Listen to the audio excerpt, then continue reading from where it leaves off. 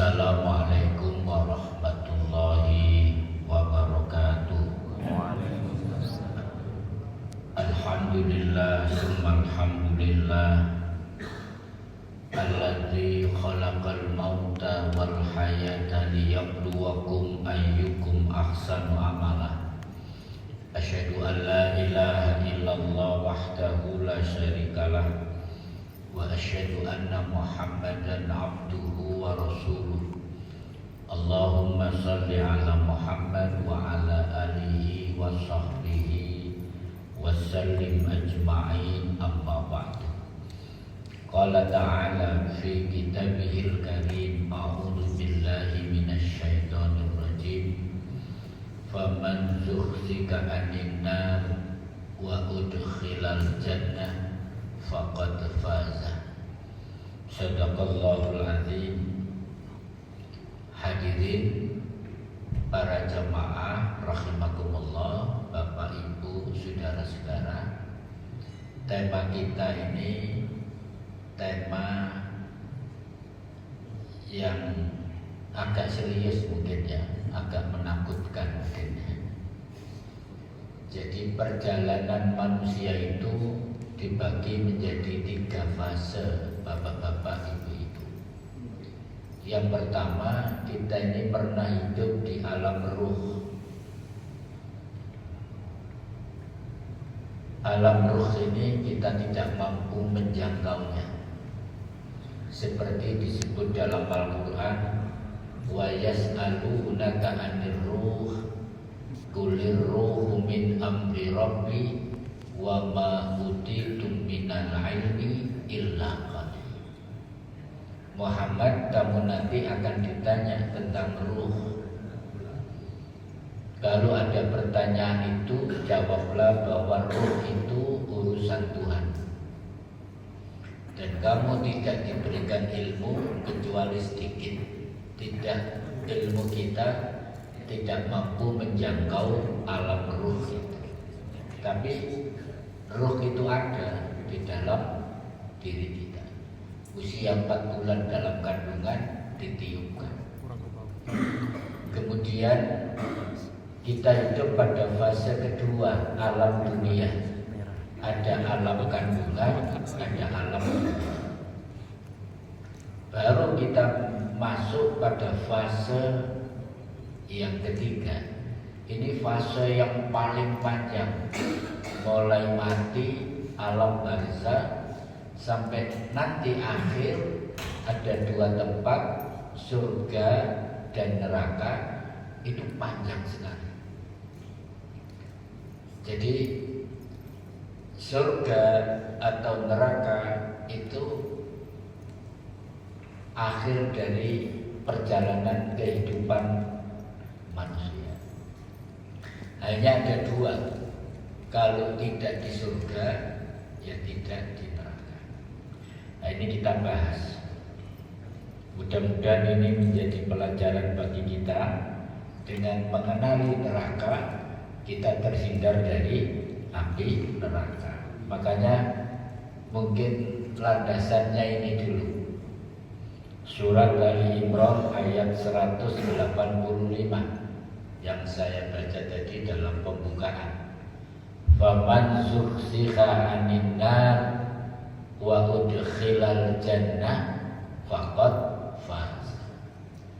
Siapa yang dijauhkan atau terhindar dari api neraka dan dimasukkan ke dalam surga, sungguh dia memperoleh kemenangan atau sukses. Jadi sukses itu di sini. Sukses itu jangan dibatasi hidup di dunia. Karena ada narasi, bapak sukses ya, mendidik anaknya juga sukses. Anaknya sekolahnya lancar semua, dapat pekerjaan baik. Sekarang sampai punya beberapa cabang perusahaan. Bapak sukses ya? Belum. Itu baru bagian terkecil dari kesuksesan kehidupan kita. Sukses yang sebenarnya adalah ini. Siapa yang terhindar dari api neraka kemudian masuk ke dalam surga, dialah orang yang sukses secara hakiki. Dan kita pasti menuju sini. Karena jalan itu hanya ada dua, fujuroha ini kiri, wa taqwaha ini kanan. Fujuroha alamatnya jelas ke dalam api neraka, wa taqwaha jelas ke dalam surga. Baik, kita mencoba belajar tentang neraka. Nah, yang pertama, melihat neraka dengan mata kepala. Jadi para jamaah sekalian, ada perdebatan di dalam penafsiran terhadap ayat Al-Quran berkaitan ayat ini. Makanya saya kasih judul melihat neraka dengan mata kepala. Surat Maryam surat 19 ayat 71 sampai 72. Jadi kopinya diminum Pak biar enak bagas neraka. Kalau bisa dipanaskan lagi kopinya karena neraka ini panas ya. Allah berfirman dalam surat Maryam ini, wa in minkum illa wariduha, saya cetak merah, dan tidak ada seorang pun darimu wariduha, melainkan mendatangi neraka itu. Jadi pemahaman sementara, siapapun akan melihat neraka. Ada yang menafsirkan siapapun, semuanya manusia itu akan melewati neraka. Ini si koma ya, penjelasannya waduh turun waduh. Karena ala rabbika hatman maqdiya. Hal itu bagi Tuhanmu adalah sesuatu kemestian yang sudah ditetapkan. Summa nunajjil ladzina taqaw wa nadzaru dzalimina fiha jisya. Kemudian kami akan menyelamatkan orang-orang yang bertakwa dan membiarkan orang-orang zalim di dalam neraka dalam keadaan berlutut.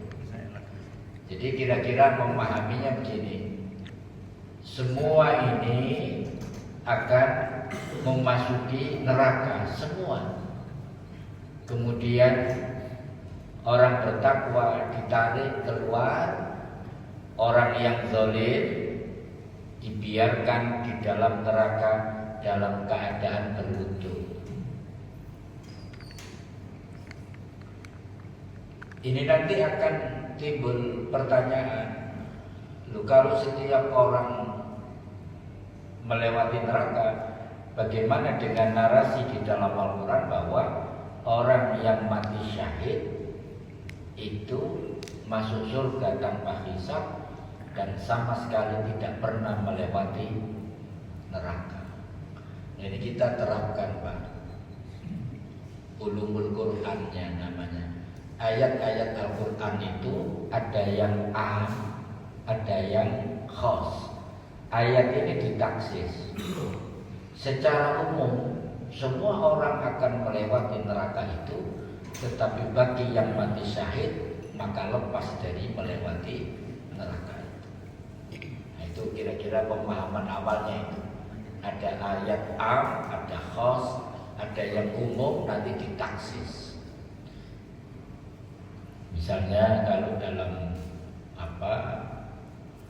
pengetahuan yang lain itu, idza mata ibnu Adam in qata amaluhu illa min salasin misalnya. Jadi ketika anak Adam itu mati, semua amalnya terputus illa min salasin, kecuali 3 perkara. Lah ini taksis, kecuali 3 amalnya tetap berlangsung, sedekahun jariyatun dan seterusnya. Nah, ayat ini ditafsirkan.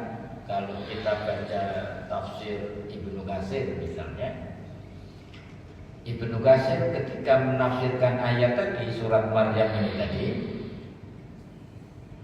ini ayat 71 sampai 72, Ibnu Katsir menafsirkan karena tafsir bil maksur.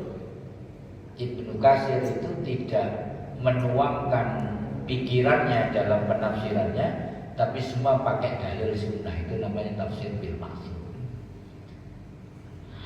Ibnu Katsir kemudian mengutip dua hadis untuk menafsirkan ayat tadi. Hadis yang pertama ini, la yabqa barrun wala fajirun illa dakhalaha. Tiada seorang pun baik yang bertakwa dan tiada pula seorang pun yang durhaka melainkan memasuki neraka. Orang bertakwa melewati neraka, orang yang fajir, orang yang durhaka, yang berdosa juga melewati neraka. Fatakunu alal mu'mini bardan wa salaman. Maka neraka jahanam bagi orang mukmin terasa sejuk dan menjadi keselamatan. Lewat tapi dingin. Kama kanat ala Ibrahim, sebagaimana yang pernah dialami oleh Nabi Ibrahim. Nabi Ibrahim itu kan dibakar hidup-hidup. Nah, hafal kan? Ternyata Nabi Ibrahim itu diturunkan mukjizat api itu dingin.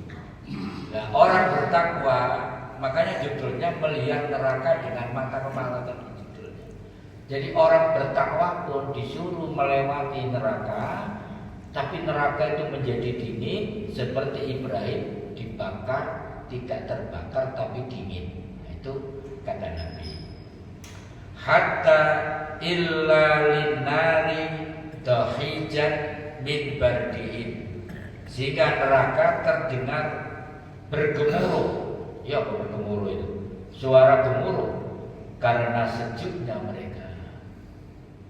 Summa yunajjillahu allazina taqaw. Kemudian Allah Subhanahu wa taala selamatkan orang-orang yang bertakwa. Selamat. Wa yadharuz zalimina fiha jizya, ayat tadi.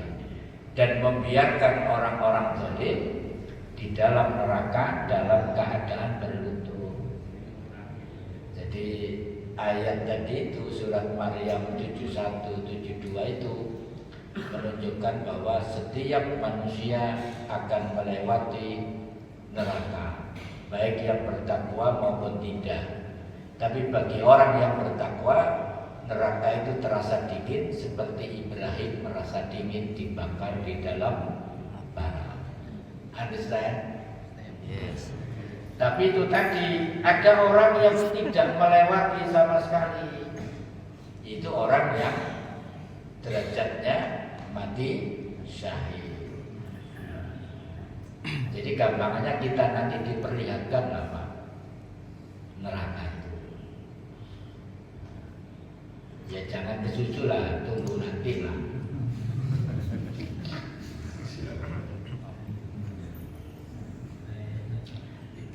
Kemudian Ibnu Katsir juga mengutip hadis riwayat Imam Ahmad. Kata Nabi, yaridun nasun naro kulluhum, seluruh umat manusia mendatangi neraka. Seluruhnya, kulluhum, mendatangi neraka. Ya taksisnya illa tadi. Summa yusaddiruna anha bi'a'malihim. Kemudian mereka dikeluarkan dari menurut amal perbuatan masing-masing. Jadi semua masuk neraka. Kemudian ada yang pertama mati syahid, tidak melewati sama sekali. Ada orang bertakwa yang dosanya sedikit, berarti ya sebentar. Yang dosanya tengah, ya agak lama sedikit. Yang durhaka betul ya lama.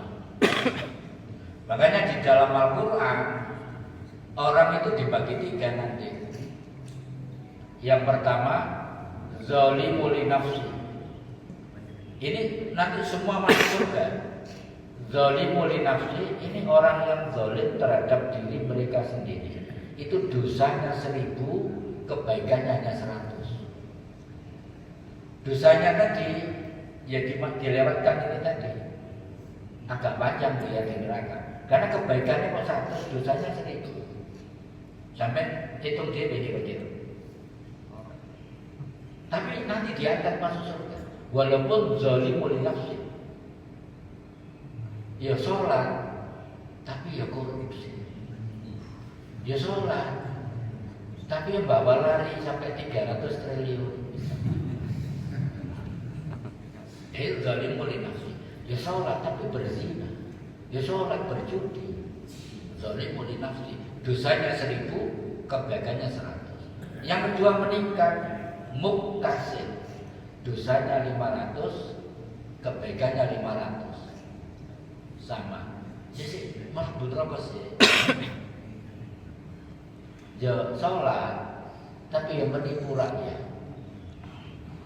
Ya sholat, tapi ijazah palsu, misalnya begitu. Jasanya sama. Misalnya itu contoh saja. Yang ketiga ini sabiqun bil khairat. Ini yang tidak mampir neraka sama sekali. Sabiqun bil khairat itu kalau diterjemahkan secara matematika, dosanya 100, kebaikannya 1000. Kemudian kebaikan 1000 itu bisa menutupi dosa yang 100 itu. Itu yang disebut dalam Al-Quran, innal hasanati yudhibnas sayyi'at. Sesungguhnya perbuatan baik mereka bisa menutupi perbuatan buruk yang mereka lakukan yang sedikit tadi. Nah, sampai pilih ini, ya pilih yang ketiga lah. Jadi ada orang-orang yang memang tidak mampir sama sekali. Baik, kita lanjutkan.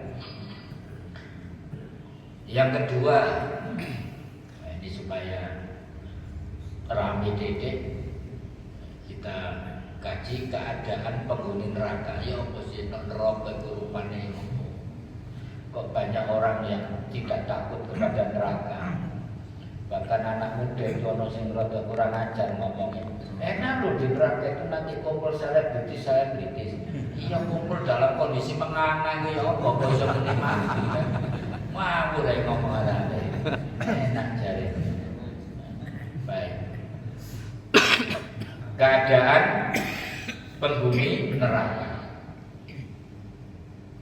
Dalam surat Al-Ghasyiyah surat 88 ayat 5 sampai 7 Allah berfirman, tusqa min ainin aniyah, diberi minum dengan air dari sumber yang sangat panas.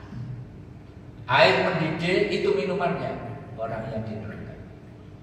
Laisa lahum ta'amun illa min dhari. Mereka tidak memperoleh makanan selain dari pohon yang berduri. Pohon yang berduri yang dimakan. La yusminu wa la yughni min ju', yang tidak menggemukkan dan tidak pula menghilangkan lapar. Jelas kan? Kalau enak-enaknya itu tadi rokok, masih kumpul selebritis, mangannya minumnya air mendidih, makannya pohon yang berduri. Apa Pak? Pohon yang berduri contohnya. Yang kok dipraktek saya tak kritikan yang berduri itu kira-kira mengenyangkan apa tidak?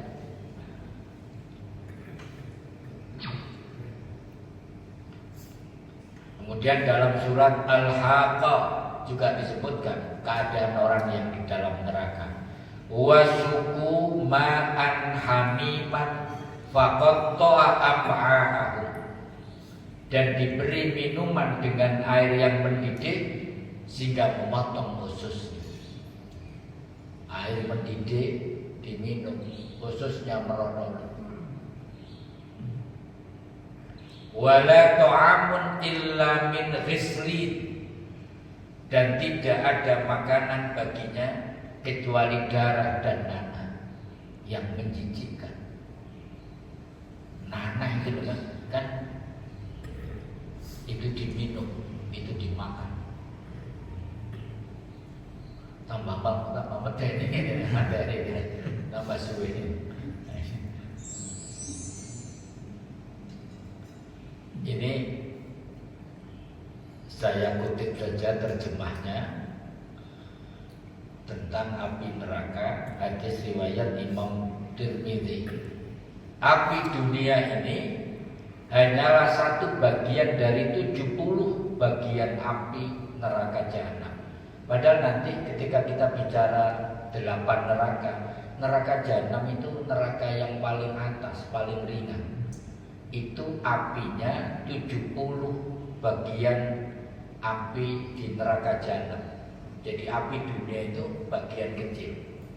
Para sahabat menyatakan yang ini pun sudah cukup berat panasnya. Nabi berkata, bahkan api neraka itu melebihi sebanyak 69 kali lipat panasnya api dunia. Api neraka jahanam telah dinyalakan 1000 tahun hingga menjadi merah, warnanya merah. Kemudian dibakar lagi selama 1000 tahun yang kedua hingga menjadi putih api itu. Kemudian dibakar lagi selama 1000 tahun yang ketiga hingga menjadi legam, hitam legam, seperti malam yang gelap gulita. Jadi neraka jahanam saja, neraka yang paling atas, yang paling ringan, itu ada api dibakar 1000 tahun, dibakar lagi 1000 tahun, atau dipanasi lagi 1000 tahun sampai warnanya hitam legam. Kemudian manusia dicemplung nang kono, sampai bayang no dhewe. Lho ngene lho gak wedi ku arek saiki.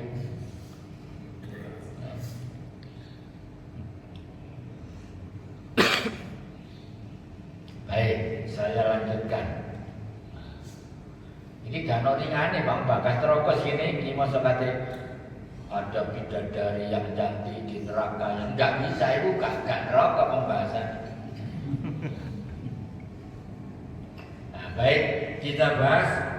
Jadi orang masuk neraka itu kira-kira neraka itu ada 8 atau 7 tingkatan, atau tepatnya ada 8. Dan masing-masing dosa itu ada tempatnya sendiri-sendiri. Nek dosane ngene neraka iki, nek dosane ngene neraka ini. Dari yang paling atas neraka jahanam sampai neraka wahil yang paling bawah. Coba kita sampaikan pelan-pelan Pak. Neraka dan penghuninya. Yang pertama neraka jahanam. Jahanam adalah tingkatan neraka yang paling atas, dukur dewi atau ringan dewi. Ia dikhususkan untuk umat Nabi Muhammad yang melakukan maksiat.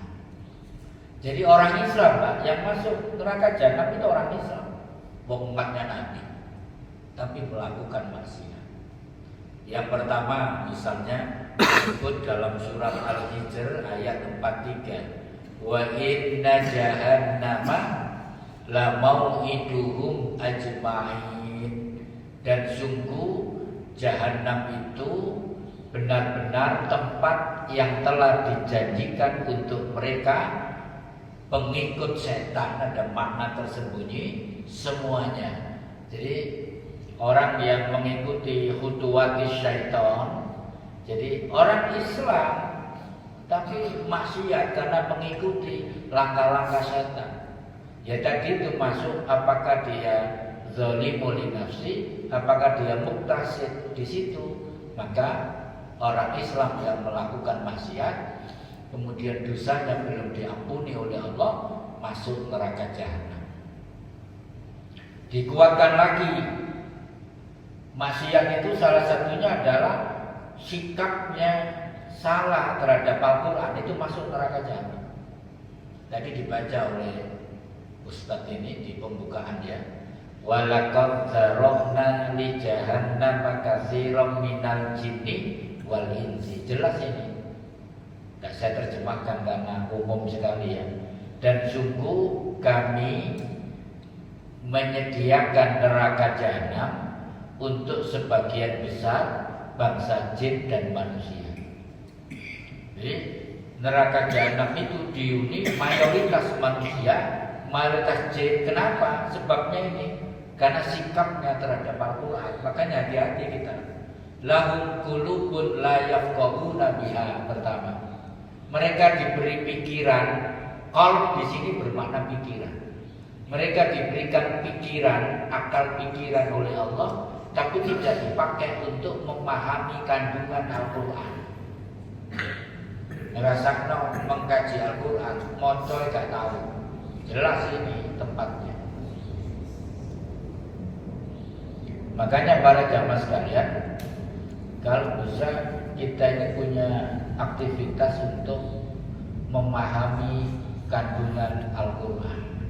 Karena ancamannya ini, lahum qulubun la yafqahuna biha.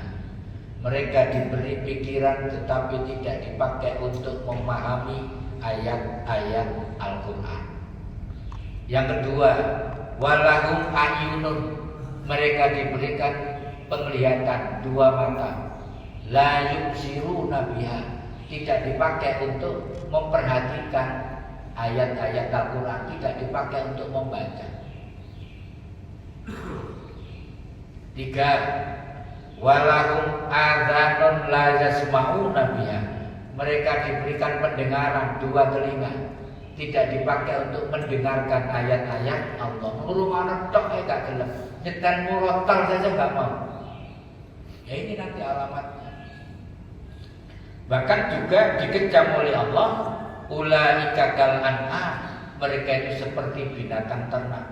Balhum adallu, dan lebih rendah daripada binatang ternak itu. Ulaika humul ghafilun, mereka itulah orang-orang yang lupa. Jadi Al-Quran ini harus disikapi dengan ideal. Maka saya punya materi judulnya sikap ideal kepada Al-Quran. Satu, membacanya. Dua, memahami kandungannya. Tiga, mengamalkan dalam kehidupan, mengimplementasikan, membumikan. Empat, membelanya kalau Al-Quran itu dinistakan oleh orang kafir. Lima, kalau bisa mengajarkan kepada orang lain atau menyelenggarakan proses kajian Al-Quran itu sama, mengajarkan, menyelenggarakan kajian-kajian tafsir Al-Quran. Nah ini supaya kita terhindar dari ini. Makanya Al-Quran itu kalau didekati dengan ideal luar biasa. Ini agak saya beri tekanan ya, karena ini penting. Sampai ada hadis sahih yang mengatakan orang yang sikapnya benar kepada Al-Quran itu dicatat sebagai keluarganya Allah Subhanahu wa ta'ala. Inna lillahi ahlina minan nas. Sesungguhnya Allah mempunyai keluarga di antara manusia. Manusia dimasukkan keluarganya Allah. Kira-kira dapat apa itu? Luar biasa. Sahabat bertanya, qalu man hum ya Rasulullah? Siapa orang-orang yang dianggap keluarganya Allah itu? Qala Nabi menjawab, hum ahlul Quran, ahlullah wa khassatuh. Mereka itu adalah ahli Quran, orang yang cinta Al-Quran. Itu keluarganya Allah dan umat pilihan Allah. Luar biasa sikap benar kepada Al-Quran.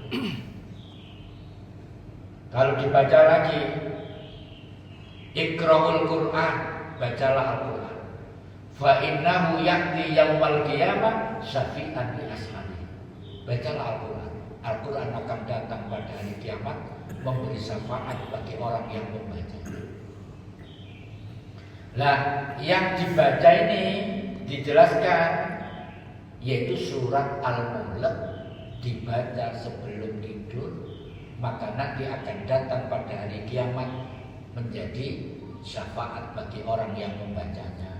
Jadi jenengan Bu, kalau membaca surat Al-Mulk yang jumlah ayatnya 30, nggak sampai 10 menit membacanya, ambil laya-laya mari Bismikallahumma ahya wa bismika wa amut. Itu dibaca 3 bulan nanti hafal. Surat Tabarakalladzi biyadihil mulku wa huwa ala kulli syai'in qadir, selesai. Itu kalau sampai rajin membaca sebelum tidur, nanti ini berubah menjadi makhluk di hari kiamat memberi syafaat bagi orang yang membaca. Luar biasa. Jadi Quran itu dampaknya luar biasa kalau disikapi dengan benar. Baik, neraka jahanam. 2, neraka lazza. Lazza itu bermakna menyala-nyala, maksudnya api yang menyala-nyala. Fa'anzartukum naron talazza, surat Al-Lail. Maka kami memperingatkan kalian dengan neraka yang menyala-nyala, apinya yang menyala-nyala. La yaslaha illal ashqa. Tidak ada yang masuk ke dalamnya kecuali orang-orang yang paling celaka. Alladzi kadzdzaba wa tawalla, yang mendustakan kebenaran dan berpaling dari iman, mendustakan Al-Qur'an. Mendustakan itu apa? Bahasa mendustakan itu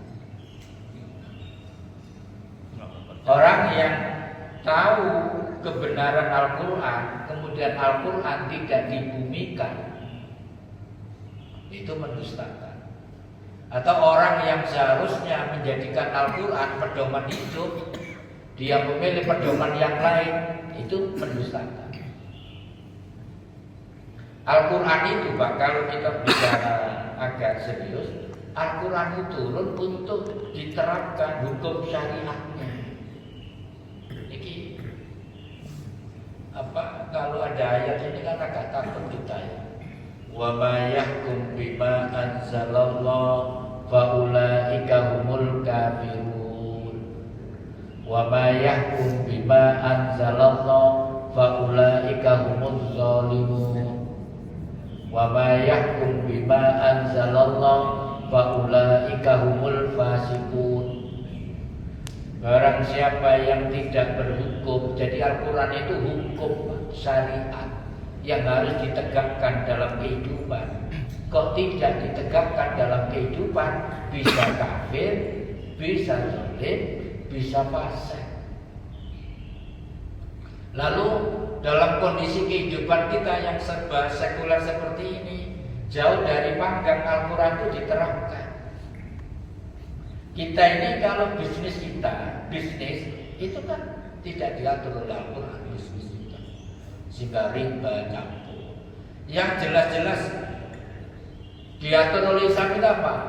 Hukum perkawinan itu syariat Islam pure. Tapi bisnis tidak, apalagi politik tidak. Sehingga kita tidak pernah hidup makmur, banyak persoalan. Itu karena sistem politik, sistem hidup kita itu jauh dari Islam. Hanya sebagian kecil, zakat kita Islam, perkawinan Islam.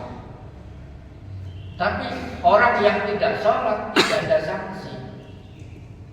Sehingga di Republik ini sholat ya gak apa-apa, gak sholat gak apa-apa.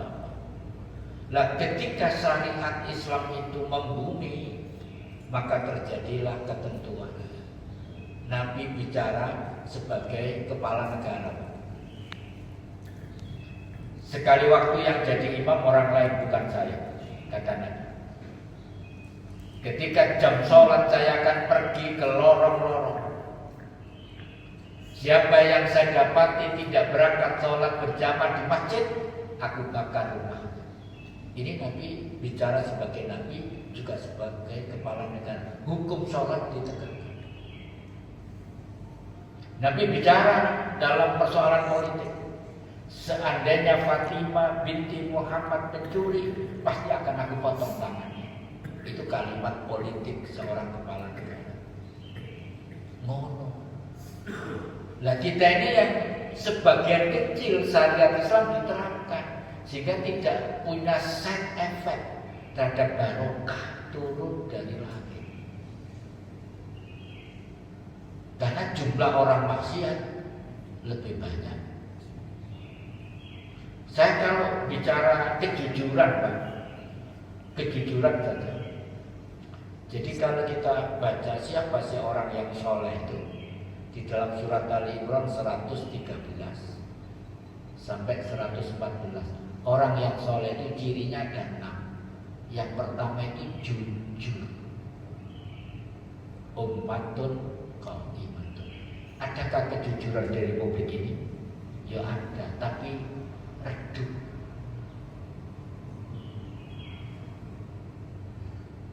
Kejujuran. Dulu ada Pak program Dignas. Ketika saya masih menjadi kepala sekolah, ada gagasan namanya kantin kejujuran di sekolah-sekolah. Kantin kejujuran itu ini ada snack-snack, ditulis harganya 500, 1000, 1500, 2000. Terus ini ada tempat uang. Jadi maksudnya kantin kejujuran itu anak naruh 1000, berarti ngambil yang harganya 1000. Naruh 1500 dan 1500. Apa yang terjadi, Pak? Jajannya tek duit gak ono. Gagal. Bahkan kalau di lembaga pendidikan sebagai benteng kejujuran sudah tidak ada kejujuran. Dan hari ini, Pak, mungkin sampean baca di sosial media, Nadiem, mantan Menteri Pendidikan, itu kemungkinan kena korupsi pembagian laptop sampai 9,9 triliun laptop. Padahal saya beli laptop ini 4 juta Pak. Itu rasanya ngentekno duit, nyicil, utang supaya punya laptop yang representatif. Ini 9, bayangkan garda pendidikan yang seharusnya membangun sikap jujur, tapi korupsinya besar. Jadi mahal kejujuran orang. Dulu ada Pak dari Surabaya, seorang menteri sampai mendapatkan gelar Mr. Clean. Siapa Pak? Bukan Pak. Ada siapa?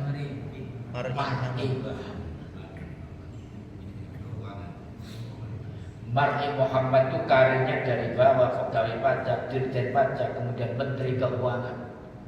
Hari-harinya di dompetnya ada uang 20.000. Dia menolak rumah dinas, dia menolak mobil dinas, kendaraannya Kijang Super. Dia selalu menolak parsel. Kalau terpaksa parsel itu tiba-tiba datang, langsung dilempar, diberikan kepada orang lain. Jangan tahu Pak, bapaknya cara mendidik orang Surabaya. Bapaknya memastikan anaknya ba'da maghrib harus baca Al-Quran sebagai ciri orang yang soleh. Yatluna ayatillahi anal laili. Orang yang soleh itu orang yang membaca Al-Quran di waktu malam. Dipastikan anaknya Pak, dilatih kejujuran. Jadi menteri, dia jadi orang yang Mr. Clean sampai keluarga cendana. Dia bersih-bersih di departemen keuangan. Itu kira-kira wong kaya ngene iki saiki ana ora. Golek ngene ku angel ya. Baik. Neraka berikutnya yang ketiga. Neraka Huthomah. Keterangannya di bawahnya. Kalla la yunbazanna fil khutamah. Sekali-kali tidak. Sesungguhnya dia benar-benar akan dilemparkan ke dalam khutamah. Wa ma adraka mal khutamah. Dan tahukah kamu apa khutamah itu? Narullahil muqadah, yaitu api yang disediakan Allah, yaitu api yang disediakan Allah yang dinyalakan, atau api yang menyala, yang allati tattali'u 'alal afidah, yang membakar sampai ke hati. Masya Allah. Jadi ya hati kan di dalam, ya, membakar kulit sampai ke hati. Kira-kira gosong nemen kira-kira. Innaha 'alaihim muqsadah. Sesungguhnya api itu ditutup rapat di atas mereka. Ini ada api, Pak, orang dibakar itu, apinya ditutup sampai membakar hatinya. Kira-kira entek gitu. Nggak kebayang ya. Terus gak usah dibayang, nampak tambah sumpahnya garam. Nah ini memang harus sering dibaca ayat-ayat ini supaya kita menjadi orang yang takut lah. Karena Al-Quran memang fungsinya basyiron wa nadhiron. Kadang memberikan kabar gembira, kadang peringatan. Hati-hati. Kalau kamu melanggar ABCD, ini nasibnya. Tapi kalau kau berbuat baik ini nasibnya begitu. Nah kalau jarang bahas neraka, memang terlalu yakin juga nggak bagus. Kudu ada proses yaitu tadi membaca peringatan-peringatan. Basyiron wa nadhir. Calon penghuni neraka ini adalah orang yang suka mengumpat atau ghibah, mencela. Hati-hati loh, mencela itu biasanya bapak-bapak, ibu-ibu ketularan. Itu kondangan, pangan. Ya Allah, masa ini gak ngalor gak itu. Ngincipi soto, ya Allah, soto ini kaya uyune jarang. Kaya tau mangan uyune jarang. Mencela. Melihat orang lain juga mencela. Ya Allah, dia itu ireng kok gak merah, itu kaya sogot. Itu orang yang masuk khutamah, suka mencela, suka riba. Riba itu apa? Riba itu ngerasani. Nah itu sampai saking buruknya riba itu digambarkan seperti orang yang makan bangkai saudaranya. Buya Hamka itu menafsirkan indah sekali. Kenapa kok Rasulullah menggambarkan orang yang riba seperti makan bangkai saudaranya? Ini ada bangkai. Bangkai itu kan mati. Kita cacik, kita gigit, kita makan, bisa nggak ini bergerak? Artinya orang yang kita riba itu nggak ada seperti bangkai. Dia tidak bisa klarifikasi. Makanya itu kategori al-kabair, dosa besar. Makanya kita juga harus seimbang para jamaah sekalian melihat sosial media. Kalau sudah benci pada orang, karena api belas. Kalau sudah cinta pada orang, berlebihan, ini juga harus seimbang. Apalagi memotret pemimpin. Jangan sampai kita nanti keliru mensikapi, kemudian kategori riba atau dosa. Orang yang gemar mengadu domba atau namimah dalam bahasa agama, dan orang yang terperdaya dengan harta kekayaan. Harta itu juga sumber fitnah. Nabi mengatakan begini, likulli ummatun fitnah. Tiap-tiap umat terdahulu itu ada ujiannya masing-masing. Wa fitnati ummati al-mal. Dan fitnah terberat bagi umatku adalah harta. Harta ini bisa jadi fitnah, sehingga orang menghalalkan segala cara tadi. Enggak, bukan main-main ya. Saudi Arabia, di situ ada Makkah, ada Madinah. Sekarang anaknya Raja Salman itu membuat tempat maksiat yang dulu dilarang oleh Nabi untuk dikunjungi, namanya aula. Teman saya sudah dari sana.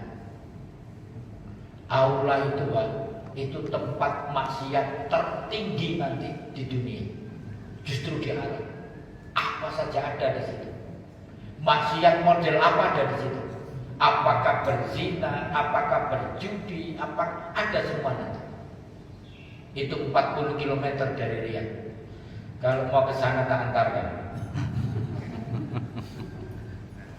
Bayangkan itu di tanah suci. Ya ini orang yang sok Arab itu melewat. Dan ini negara-negara yang banyak maksiat ini anti Palestina. Tidak punya gerakan untuk membantu Palestina. Dia nggak tahu nanti jadi apa itu. Ada yang mengatakan apa? Menggambah kepada Amerika.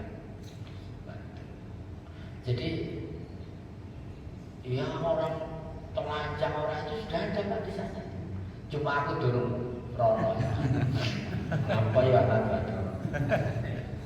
Jadi nanti terjadi aksioma Pak. Dulu kaum Samud itu kan kaum Samud yang di azab itu maksiatnya sama dengan yang akan dibuat ini. Jangan-jangan nanti juga diazab dengan sebab yang sama akan menimbulkan akibat yang sama. Di Indonesia itu pernah Pak, kalau nggak Pak sampai googling, namanya Kampung Legetang di Banjarnegara tahun 56. Legetang itu Pak, satu kampung yang subur seperti zaman Sabak, Baldatun, Thayyibatun, Warabun, Ghafur. Hampir kebutuhan sayur mayur di Kabupaten Banjarnegara itu dipenuhi dari Legetang ini. Nanti sampai googling Legetang. Karena makmurnya, karena hartanya banyak, akhirnya jadi tiap malam nanggap tayo. Ngerti tayo? Ludruk. Di sini ada ludruk, ada judi, ada miras, ada perzinahan. Di kampung ini. Kemudian Pak, ini kampung Legetang. Ini ada kampung 1, 2, 3. Di sini ini ada Bukit Siapu-Apu. Ketika jam 3 malam ada orang yang muter tarhim jam 3 itu, dia terdengar suara pipa, pokoknya suara keras. Pagi-pagi orang pada keluar rumah melihat ternyata kampung Legetang sudah rata dengan tanah. Tidak satu pun orang hidup. Bahkan orang yang mabuk nginap di situ ikut tenggelam, terkubur. Penduduk aslinya 620 orang, semua terkubur. Jadi kalau maksiat itu sudah melampaui batas, pasti ada akan turun. Makanya Surabaya ini was-wasan Pak. Ini iya ada tsunami ini menurut ini sampai 6 pindah ya.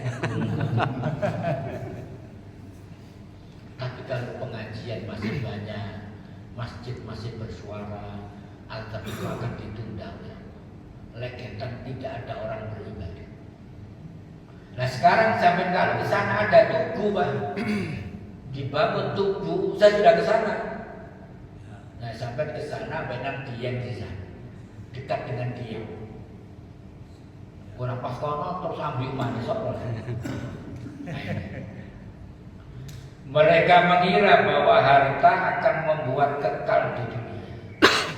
Padahal sejatinya harta dan kekayaan adalah perhiasan dunia.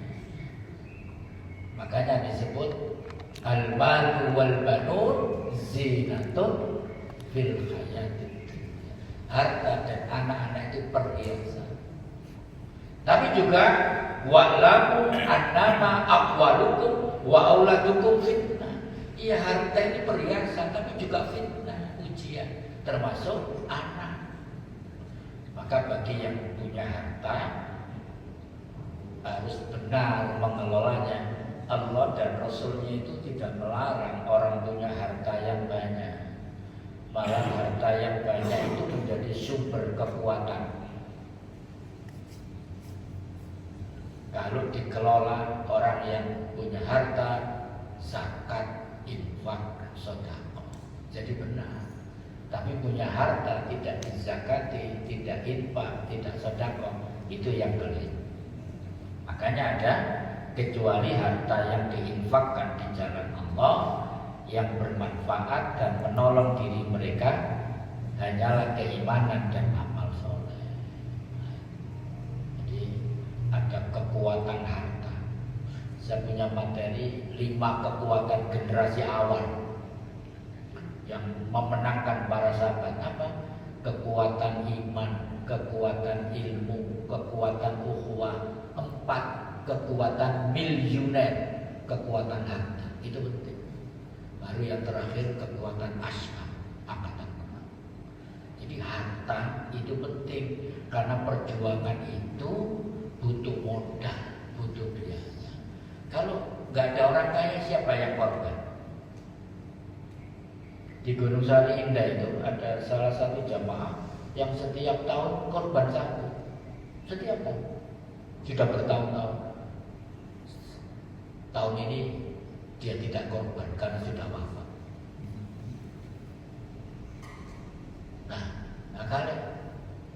Cuman persoalannya jangan sampai ada orang yang diamanai harta banyak kemudian pergi. Nah, itu bahaya. Insya Allah di sini nggak ada. Yang ada di Rusia. 4. Neraka sa'ir. Saya percepat, kurang 3 menit waktunya. Neraka sa'ir ini juga bermakna menyala-nyala. Calon penghuni neraka ini adalah mereka yang mendustakan pemberi peringatan. Walaqad zayyana as-samaa'a ad-dunya bimasabiha wa ja'alnaha rujuman lis-syayatin wa a'tadna lahum adzabas sa'ir. Kami benar-benar telah menghiasi langit dunia dengan bintang-bintang, menjadikannya bintang-bintang itu sebagai alat pelempar terhadap setan. Ada meteor, dan menyediakan bagi mereka setan-setan itu azab neraka sa'ir yang menyala-nyala. Nah, ini setan yang bentuknya manusia. Setan itu ada 2, ada yang halus tidak terlihat, ada yang manusia jadi setan. Neraka jahim, walladzina kafaru wa kadzabu bi ayatina ulaika ashabil jahim. Adapun orang-orang yang kufur dan mendustakan ayat-ayat kami, mereka itu penghuni neraka jahim. Saya percepat. 6. Neraka sakor. Neraka sakor itu gampang. Orang yang tidak sholat dan tidak dermawan. Masalakakum fi sakor. Ini ahli neraka ngomong, ahli surga ngomong kepada ahli neraka, temannya dulu di dunia. Iya, apa ceritanya awakmu iso mlebu neraka sakor ini? Gitu. Orang ini jawab, lam naku minal musolli. Anane aku mlebu neraka sakor sebab aku gak sholat. Walam nakun nut'imul miskin, dan aku tidak memberi makan orang miskin. Jadi pengumuman orang yang tidak sholat itu mlebu neraka. Saya usul Pak Mudin di kampung saya. Pak Mudin iki gak tahu sholat, belas mulai hidup sampai mati. Aja disolati Pak, cek jadi pressure orang cek takut. Mboten wani kula Pak Mudin. Loh, dia tuh gak pernah sholat sama sekali. Ancamannya neraka sakor, kok mati disolati, masuk akal dah? Mboten wani kula. Ya buah mudin jaga penuh orang-orang. Makanya Bapak Ibu jangan sampai ada golongan keluarga kita yang meninggalkan sholat. Jangan sampai. 7. Neraka hawiyah. Wa amma man khaffat mawazinuhu. Adapun orang yang ringan timbangan kebaikannya, zalimul nafsi tadi. Fa ummuhu hawiyah, tempat kembalinya adalah neraka hawiyah. Duwe amal tapi dawiti dosane full. Wa ma adraka ma hiya, tahukah kamu apakah neraka hawiyah itu? Narun hamiyah. Ia adalah api yang sangat panas. 8 terakhir neraka wai. Di dalam surat Al-Mutaffifin ayat 1 sampai 3 itu. Kecelakaan besarlah bagi orang yang curang. Ini neraka wal ini orang yang mengurangi timbangan. Orang yang apabila menerima takaran kita penuh naik tuku, tapi naik total dikurangi timbangannya. Ya jangan diterjemahkan timbangan lah, mengurangi spek, memalsukan dan sebagainya dan sebagainya. Artinya tidak jujur. Nah, sekarang itu Pak, pedagang-pedagang itu, naudzubillah ya, mudah-mudahan kalau ada pedagang di sini nggak termasuk. Sampai tutur rambutan 2 kilo no pinggir jalan. Sampai ayoni no omah kurang Pak, bu 1 on, bu 1,5 on. Kok bisa? Dan ini ancamannya luar biasa. Baik, ini yang bisa saya sampaikan.